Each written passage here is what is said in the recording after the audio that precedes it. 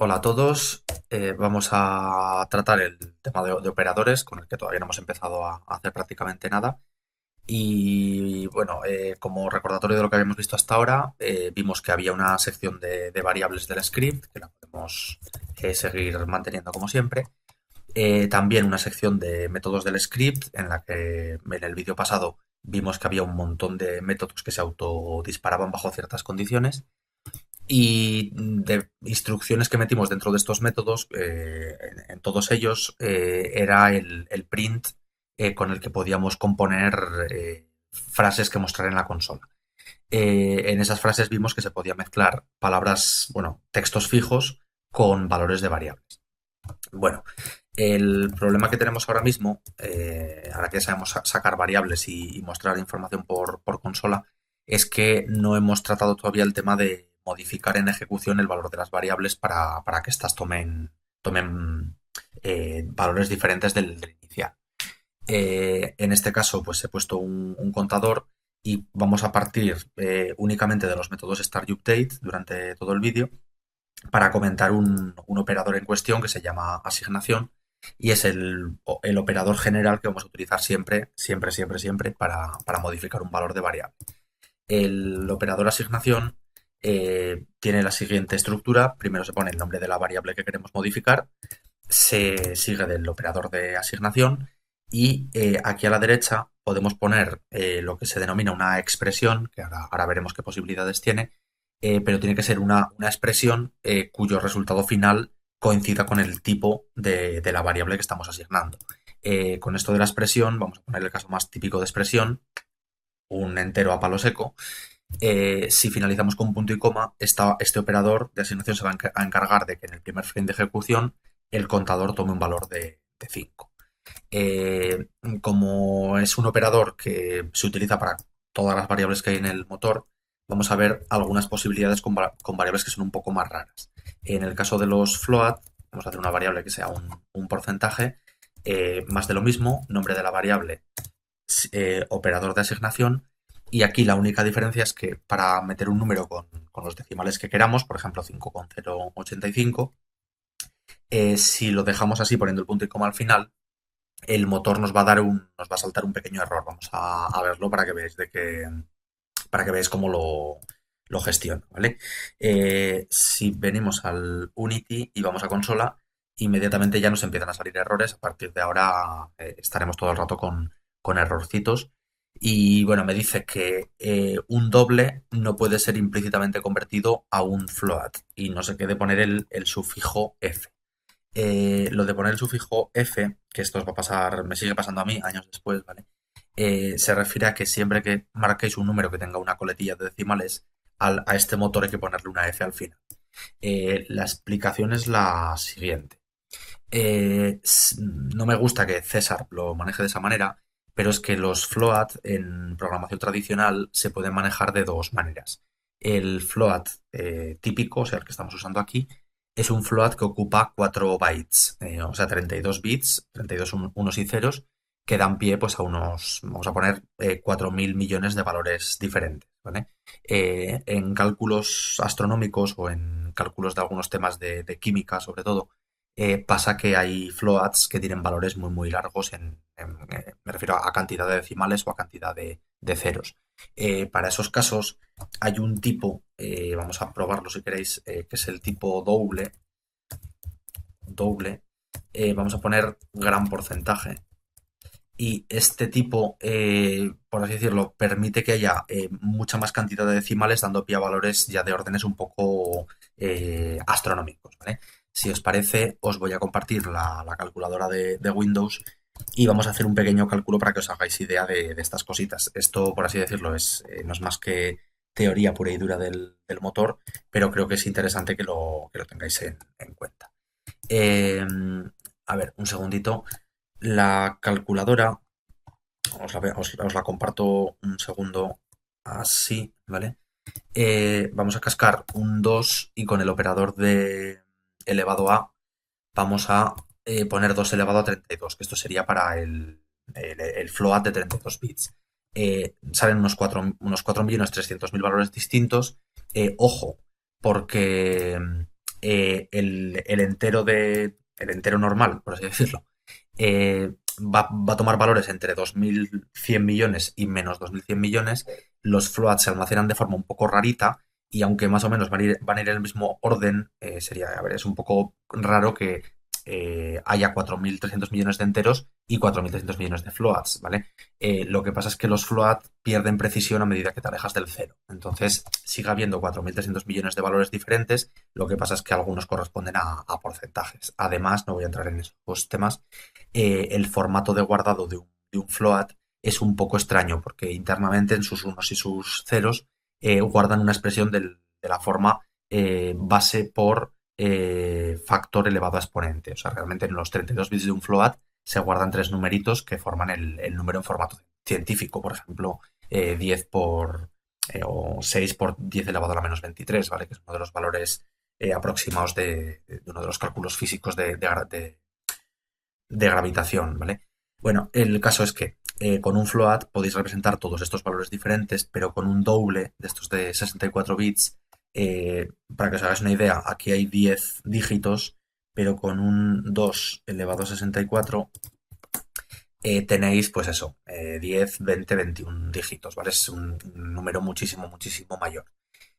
Bueno, volviendo pues al código, que esto os lo comento como teoría y como curiosidad, pues bueno, tenemos los dobles que ocupan más cantidad de memoria, pero tienen más precisión y no nos impide nada vamos a poner aquí un valor, pero vamos a intentar poner un valor no por grande de tamaño, sino por grande de precisión, ¿vale? El problema de los float normales es que cojean un poquito de precisión y a veces en cuanto intentas poner un decimal un poco largo, pues el motor te lo redondea. Ahora veremos qué valores finales toman estas expresiones.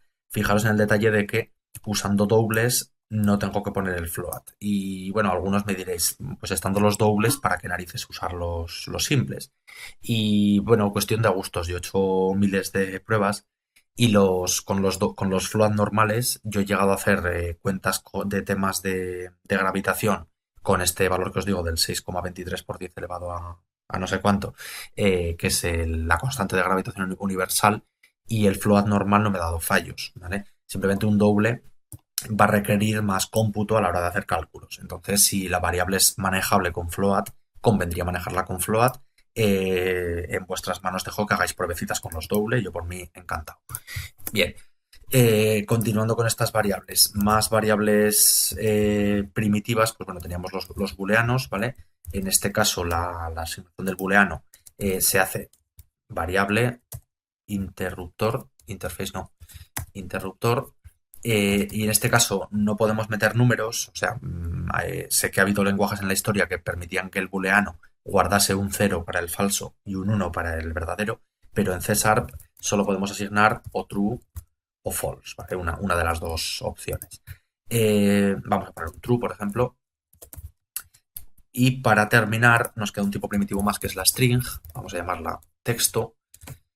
Y a esta string, nombre de variable igual, siempre vale la forma de enchufarle o de asignarle un texto fijo sería poniéndolo entrecomillado, cosa que ya comentamos en el streaming anterior con los print, ¿vale? Si este texto queremos que ponga hola, ¿qué tal? Pues tendríamos que ponerlo entrecomillado.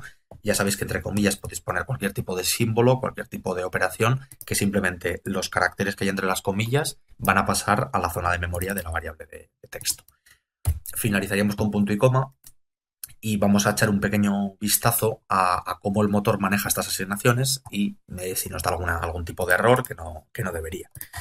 Bueno, volvemos aquí, nos aparece el simbolito de que está chequeando código y se nos limpia la consola, ¿vale? Se nos ha quedado aquí esto en rojo lo de abajo, pero esto en rojo de abajo, vale, tiene pinta de ser un error de interfaz, ¿vale? Realmente no hay... Si estuviese en rojo yo clicaría y me llevaría a la línea de código del error. Esto teniendo en cuenta, siempre que veáis un mensaje en rojo, con doble clic en el mensaje en consola o incluso en el pie, os va a llevar a la línea de código del editor de código donde se encuentra el problema, ¿vale? También nos dice aquí, decía antes, línea de código 17, que era donde yo había puesto el float mal asignado. Bueno, vamos a poner una escena nueva porque bastante vamos a tener con esto. Un objeto que vamos a llamarlo prueba operadores. le vamos a asignar el script. Aquí vemos todas las variables que hemos creado y con el operador de asignación en el primer frame de ejecución, cuando yo haga play, me debería poner todos los valores bien, ¿vale? Como curiosidad, ya que hemos comentado lo de los float y los double, fijaros que este double me saca una lista de decimales bastante grande y antes, ya que lo hemos comentado, voy a volver un momentito al código porque quiero hacer el experimento de dar el mismo valor tanto al float normal como al doble, ¿vale? Lo digo porque estoy casi seguro de que más o menos por aquí nos meterá el corte al ser un real de precisión simple y no uno de precisión doble, pero vamos a salir de dudas probándolo, que es lo más fácil. Y ya está, ¿vale? Bueno, me está compilando el escrito otra vez, hacemos el play y aquí veis el cortecito, ¿vale? Esto es por lo que os digo, los números float con más precisión, sobre todo consiguen más precisión a la hora de guardar más decimales, ¿vale? O a la hora de guardar valores más grandes. Eh, pero bueno, se trabaja perfectamente con estos, aunque solo soporten, pues eso, del orden de 6 decimales, pero se trabaja bastante bien. Bueno, más sobre la asignación. Os estaba diciendo que el operador de asignación, así en primera instancia, asignando a una variable un valor discreto, no tiene ningún misterio, pero que esto de la derecha podía ser una expresión. Vamos a entrar luego un poquito en más detalle con el tema de expresiones, que es muy sencillito, pero porque os hagáis una idea, voy a utilizar un operador básico de matemáticas, el operador suma, porque no por usarlo aquí en el start siempre se suelen dar valores así normalitos, sin ningún tipo de cuenta, salvo algún caso, pero en el update, por ejemplo, con el contador, os voy a poner una expresión que ya no es valor discreto, sino que es un valor discreto operando con otro valor discreto, ¿vale? Para que os hagáis una idea, por ejemplo, al contador le puedo decir que me asigne la operación 10 más 10, ¿vale? Por así decirlo, el motor ve que hay una variable y un símbolo de asignación, sabe que queremos asignar la variable y a continuación va a intentar resolver esta expresión y el resultado final lo va a meter en la variable. Si la expresión tiene sentido, me refiero a una expresión matemática entre números, pues tiene sentido, el compilador, pues el compilador no vaya, al ejecutarse el código se meterá el resultado en el contador. Vamos a hacer la prueba para que os quede claro. Ahora apenas veremos el valor inicial del frame 1 del start, porque enseguida llegaremos al update y se nos meterá aquí un 10 más 10 que vale 20. Ha sido todo muy rápido, ¿vale? Bueno, más volviendo al código, porque veáis casos de error o problema, cosas que no tiene sentido a nivel de expresión, pues bueno, por ejemplo, no tiene sentido que intentemos sumar un 10 con true, ¿vale? Esto no sé si ya desde aquí me sacará algo rojo, no me lo saca, pero cuando yo intenté operar un número, creo que me dice aquí, no se puede resolver el error o algo así, me sale en una etiqueta, ¿vale?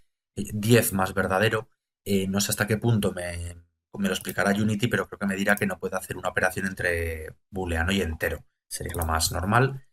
Vamos a verlo y me dice que el operador de suma no puede ser aplicado a operandos de tipo entero y bool, ¿vale? Un operador de suma ya iréis probando que se puede operar entre enteros y reales, pero no entre enteros y booleanos. Por cierto, ahora que estamos haciendo las pruebecitas ya con el operador suma para ver qué tipo de expresiones tienen sentido y qué expresiones no, recordad que en el caso del texto sí que se podían sumar textos con variables, con colores y con vectores, porque simplemente en el caso del texto se monta un texto. Ahí sí que el operador suma con textos todo vale, pero en el caso matemático, números con números y olvidaros de los booleanos, ¿vale? Bueno, para terminar con esta cosita, esto que os comento de las expresiones que se pueden sumar números con números y tal, también es posible que la expresión de la derecha del operador de asignación lleve variables y una expresión muy habitual es esta, ¿vale? Esta expresión de contador, igual que me va a modificar la variable contador, le va a meter en este caso lo que ya guarda más uno, ¿vale? Esto es muy típico en programación y vais a estar usándolo todo este año y parte de vuestra vida. Simplemente se encarga de que a una variable en cada frame, ¿vale?